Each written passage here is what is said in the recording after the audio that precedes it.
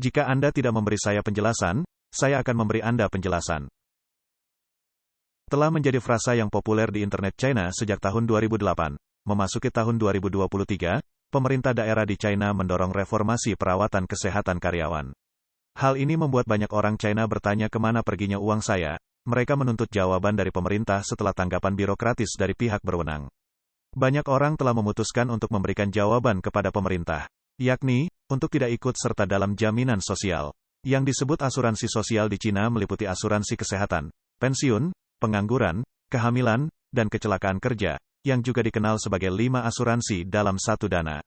Perusahaan-perusahaan membayar persentase asuransi sosial yang diwajibkan untuk karyawan mereka, sementara karyawan membayar persentase tertentu dari gaji mereka sendiri. Pada tanggal 17 Februari tahun 2023, topik "Apa yang terjadi jika Anda tidak membayar 5 asuransi dalam satu dana?" memicu diskusi hangat di platform media sosial Weibo China dan menjadi trending topik nomor 1. Banyak orang yang menyatakan bahwa mereka tidak akan membayar, dan beberapa orang mengatakan bahwa mereka akan menyerahkan asuransi mereka. Perdebatan tentang menyerahkan asuransi yang ada saat ini atau tidak membayar asuransi jaminan sosial berasal dari reformasi asuransi kesehatan Partai Komunis yang dimulai pada bulan Februari tahun ini. Pada tanggal 1 Februari Kota Wuhan, Provinsi Hubei menerapkan program reformasi asuransi kesehatan karyawan baru, yang memotong tunjangan asuransi kesehatan individu untuk pensiunan dari sekitar 5% dari rata-rata pensiun dasar mereka menjadi 2,5%, yang berarti bahwa jumlah yang dikreditkan ke rekening pribadi mereka berkurang dari 2.561 menjadi 83 yuan per bulan atau dari 42 menjadi 12 dolar AS. Terdapat lebih dari 2 juta pensiunan di Wuhan. Pada tanggal 8 dan tanggal 15 Februari sekitar 100.000 pensiunan dan pendukung Wuhan berkumpul di luar balai kota, di Junction Park untuk memprotes pengurangan subsidi medis oleh pemerintah dan meningkatkan ambang batas penggantian biaya medis. Dan mereka menuntut agar pihak berwenang membatalkan langkah-langkah asuransi kesehatan yang baru.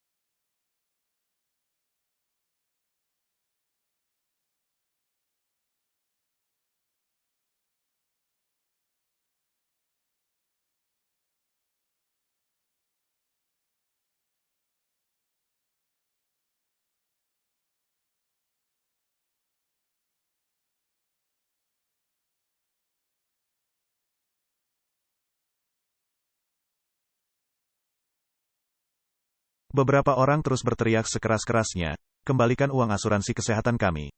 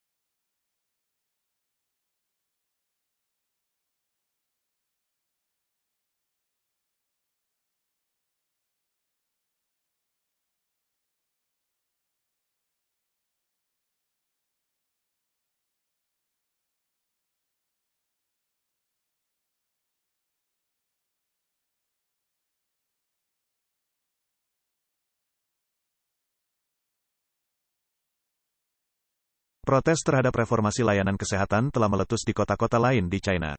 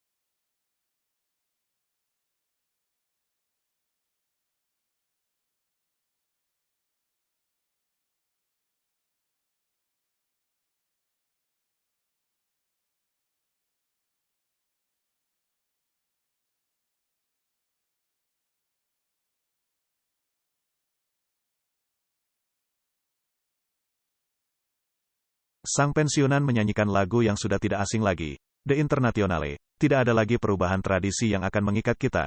Bangkitlah kalian para budak. Tidak ada lagi yang memikat. Bumi akan bangkit dengan fondasi yang baru. Kita telah, bukan kita yang akan bangkit. Kita semua adalah orang yang malang di bumi. Karena keadilan menggemuruhkan kutukan. Dunia yang lebih baik akan lahir.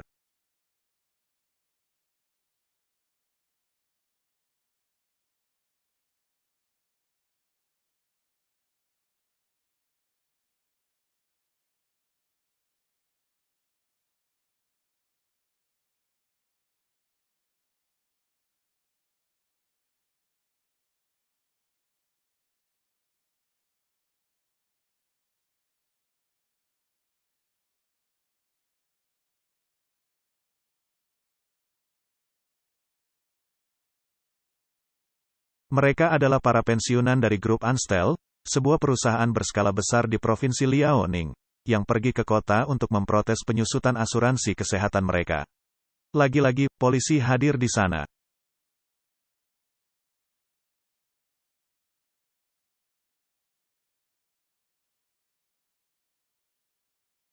Protes besar-besaran yang dilakukan oleh para pensiunan ini disebut sebagai revolusi rambut putih oleh beberapa media China di luar negeri. Seorang warga Wuhan mengatakan kepada media China di luar negeri, bahwa dia tidak pernah melihat kebangkitan dan persatuan rakyat seperti ini selama lebih dari 70 tahun, ketika puluhan ribu orang keluar untuk memprotes Partai Komunis China atau PKC. Media resmi China muncul pertama kali dengan mencoba mengganti konsep asuransi kesehatan dan mencuci otak masyarakat. People's Daily mengutip para ahli yang mengatakan pada tanggal 16 Februari bahwa reformasi layanan kesehatan adalah tentang memberi manfaat bagi mereka yang paling membutuhkan. Surat kabar tersebut melaporkan bahwa beberapa orang percaya bahwa uang di rekening individu adalah milik individu, yang merupakan kesalahpahaman konseptual. Uang di rekening individu secara hukum adalah dana asuransi kesehatan yang dikelola oleh pemerintah, tetapi ketika menyangkut kepentingan pribadi mereka, masyarakat tidak mempercayainya. Pada tahun 2005, pemerintah PKC menerbitkan keputusan Dewan Negara tentang pembentukan sistem asuransi kesehatan dasar untuk pegawai perkotaan. Dokumen keputusan tersebut dengan jelas menyebutkan bahwa prinsip dan bunga rekening individu adalah milik individu dan dapat diteruskan untuk digunakan dan diwariskan. Disebutkan juga bahwa dana asuransi kesehatan dasar termasuk dalam pengelolaan rekening khusus bendahara dan digunakan secara eksklusif untuk tujuan tersebut dan tidak boleh dirambah atau diselewengkan. Sehingga masyarakat bertanya dengan lantang kemana uang kita pergi. Pada tanggal 25 Februari tahun 2023 untuk mempertanyakan kemana perginya dana reformasi asuransi kesehatan saat ini. Beberapa orang mempertanyakan tentang pengurangan akun individu asuransi kesehatan karyawan setelah reformasi. Menanggapi hal tersebut, penanggung jawab dari Biro Asuransi Kesehatan China mengatakan bahwa reformasi asuransi kesehatan saat ini dimaksudkan untuk memberikan dukungan keuangan untuk penggantian biaya rawat jalan umum dengan menyesuaikan proporsi kontribusi unit dan dana terkoordinasi yang ditransfer ke rekening individu. Dana tersebut direncanakan bergerak secara horizontal dan digunakan sepenuhnya untuk penggantian biaya rawat jalan koordinasi, yaitu untuk memenuhi kebutuhan sebagian besar peserta, terutama pensiunan, untuk penggantian biaya rawat jalan umum. Penjelasan resmi tersebut terdengar agak teknis dan sulit dipahami. Namun demikian, masyarakat masih dapat memahaminya. Gagasan umumnya adalah bahwa reformasi asuransi kesehatan ini adalah untuk menggunakan sebagian surplus dari akun individu untuk memenuhi pertumbuhan permintaan untuk perawatan kesehatan masyarakat. Hal ini tentu saja membuat para pengunjuk rasa marah karena reformasi ini mengurangi jumlah uang yang dikembalikan ke rekening perorangan sebesar 2/3. Yaitu jumlah yang dikreditkan ke rekening perorangan setiap bulannya dikurangi 2/3. Selain itu, di kota-kota di mana reformasi asuransi kesehatan saat ini diterapkan, asuransi kesehatan pegawai negeri sipil tidak terpengaruh. Oleh karena itu, orang-orang percaya bahwa pada kenyataannya, pemerintah telah mengambil tabungan mereka atas nama reformasi. Banyak yang bertanya-tanya apakah ini disebabkan oleh kebijakan nol COVID selama 3 tahun terakhir yang telah mempercepat pengurangan asuransi kesehatan dan menguras keuangan daerah. Netizen ikut memberikan komentar, meninggalkan komentar seperti ini lucu. Apa itu perencanaan yang bergerak secara horizontal? Uang itu kan ada di rekening pribadi saya, bukankah saya bisa menggunakan uang itu untuk membeli obat? Sudah lama ditetapkan bahwa dana yang dialokasikan tidak boleh disalahgunakan. Jika Anda telah mengambilnya untuk pencegahan epidemi, silakan saja dan akui saja. Anda tidak bisa begitu saja mengambil uang saya dan tetap membuat saya merasa bersyukur. Itu menghina kecerdasan saya. Sudah jelas bahwa uang kami telah menyusut, tetapi mereka harus terus membodohi orang. Sekali atau dua kali mungkin berhasil, tetapi setelah beberapa kali, tidak ada yang akan mempercayai mereka. Meskipun pihak berwenang komunis tidak membubarkan massa dengan paksa atau melakukan penangkapan massal selama protes, pembalasan dimulai setelah protes itu. Seorang pensiunan wanita di Guangzhou, yang menghadapi ancaman dari 3 petugas polisi di depan pintu rumahnya, memberikan pidato yang pada akhirnya membuat para petugas muda yang memperlakukannya dengan baik. Mengapa pemerintah boleh memotong 320 yuan dari kami? Uang itu adalah hak kami ketika kami menabung untuk membeli asuransi kesehatan. Itu adalah milik pribadi kami, jadi mengapa harus dipotong? Ketika kami membeli asuransi kesehatan, negara mengeluarkan dokumen yang menyatakan bahwa dana pribadi asuransi kesehatan, jika uangnya terkumpul, jika Anda beruntung dan tidak memiliki penyakit serius, dan jika uang tersebut tidak habis setelah Anda meninggal, maka uang tersebut dapat diwariskan kepada generasi berikutnya sebagai warisan. Jika ini adalah bagaimana kebijakan nasional ditulis, Anda semua harus mengetahuinya.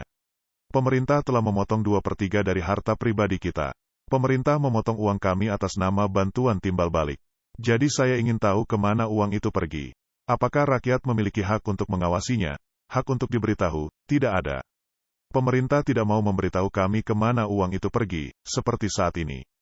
Tidak ada dengar pendapat, tidak ada konsultasi. Pemerintah hanya memotong uang tanpa berkonsultasi dengan kami, jadi kami dengan tegas menentangnya. Kami sudah berada di posisi paling bawah. Gaji kami sudah paling rendah. Kalian semua tahu berapa gaji pegawai negeri? Setidaknya dimulai dari 1.000 atau 1.100 dolar AS. Kami menabung untuk membayar jaminan sosial. Saat ini, kami dapat mengumpulkan uang pensiun untuk tahun pertama hanya 187 dolar AS per bulan. Saya bisa tunjukkan potongan gaji saya. Tidak semua orang dibayar dengan bayaran kecil, tetapi kami berada di bagian bawah. Kami adalah jenis peserta yang memiliki pekerjaan yang fleksibel. Saya mengenal orang-orang yang mulai bekerja dengan gaji lebih dari 1.000 dolar AS, dan beberapa yang mulai bekerja dengan gaji lebih dari 1.500 atau 3.000 dolar AS. Uang pensiun sudah sangat tidak adil, tetapi sekarang mereka ingin memeras 2/3 dari pendapatan kami yang rendah. Ini merampok kami, mencuri uang dari kami, rakyat. Katakan padaku, apakah ini masuk akal atau tidak masuk akal? Tentu saja, kita harus mengambil masalah ini. Aku akan mengatakan yang sebenarnya, si cantik dan 2 cowok ganteng. Hai, saya beritahu Anda, dengarkan baik-baik pekerjaan saya sebelumnya. Saya dulu adalah seorang kolektor asuransi sosial di bawah Dewan Asuransi Sosial. Saya bekerja di Gedung Huayu. Anda tahu gedung apa itu, bukan? Gedung itu adalah kantor asuransi sosial, bukan? Saya adalah petugas pemungut retribusi, jadi jangan berpikir bahwa Anda memiliki mangkuk nasi dari besi. Tidak ada yang seperti itu. Ketika saya masih menjadi petugas pemungut pajak di Biro Asuransi Sosial, saya tidak pernah bermimpi bahwa ketika saya pensiun, saya harus memperjuangkan berbagai tunjangan dan premi asuransi kesehatan saya. Saya dapat mengatakan bahwa hari ini adalah hari esok Anda. Anda tidak boleh berpikir bahwa berada dalam sistem berarti Anda memiliki mangkuk beras besi, belum tentu. Setelah 3 tahun epidemi, negara ini sekarang berada dalam kesulitan keuangan dan pemerintah tidak memiliki uang. Apakah Anda pernah mendengar berita yang tersisa? Bahkan gaji pegawai negeri dikurangi secara drastis. Di beberapa tempat, mereka bahkan tidak dibayar selama beberapa bulan. Jadi, apa yang Anda miliki sekarang bukanlah mangkuk nasi dari besi. Hari ini, kami mempertahankan hak-hak kami untuk apa? Tidak hanya cepat tetapi juga untuk Anda. Kami memotong duri untuk menciptakan jalan bagi Anda. Kami merintis dengan darah, air mata dan keringat. Jika kami berhasil melewati jalan ini, berarti jalan Anda juga akan terbuka. Di masa depan, kalian tidak perlu bersusah payah seperti kami. Polisi wanita itu mengatakan bahwa kebijakan pemerintah untuk mengalihkan dana kepada mereka yang membutuhkan, seperti rawat inap di rumah sakit, memiliki tujuan yang baik. Wanita pensiunan itu mengatakan kepada para pemuda bahwa karena hanya sebagian kecil penduduk yang dirawat di rumah sakit karena penyakit serius, maka seharusnya dana tersebut ditanggung oleh dana dari kas negara dan tidak dialihkan dari dana yang seharusnya menjadi milik masyarakat umum. Pemerintah tidak transparan dan telah kehilangan banyak uang dalam 3 tahun epidemi, dan masyarakat tidak memiliki cara untuk mengetahui kemana uang asuransi kesehatan mereka dialihkan. Kami tidak tahu siapa orang-orang yang terlibat. Kami tidak tahu kemana uang itu pergi. Apakah akan mensubsidi kesenjangan dalam pengujian asam nukleat? Atau apakah akan mensubsidi lubang besar di rumah sakit Fangchang? Sekarang setelah banyak dari mereka telah ditagih dan dibongkar, bukankah ini membuang-buang uang? Uang itu seharusnya berasal dari kas negara, tetapi sekarang Anda mengambilnya dari asuransi kesehatan masyarakat bawah. Ini adalah tindakan pemborosan uang rakyat.